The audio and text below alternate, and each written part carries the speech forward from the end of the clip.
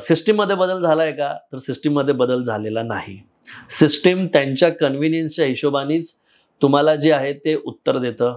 System जे आहे ते त्यांना पटेल त्या गोष्टीचंच तुम्हाला उत्तर देतं किंवा सिस्टीम मला वाटतं की कुठे ना कुठे त्यांना जे सोयीस्कर आहे त्याच बाबींचं ते उत्तर देतं. त्यामुळे आपण जर बघायला गेलं की या कायद्यामुळे फायदा झालाय तर झालाय, पण सिस्टीम त्यांच्याच कन्व्हिनियन्सनी काम करते.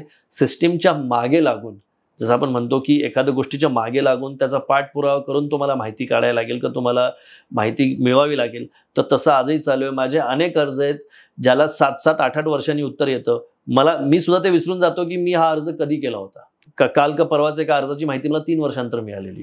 तर अशा अनेक गोष्टी आहेत की जिथे सिस्टीम आजही स्ट्रॉंग आहे आणि सर्वसामान्य जनतेला गृहीत धरलं जातं आरटीआयची माहिती देताना.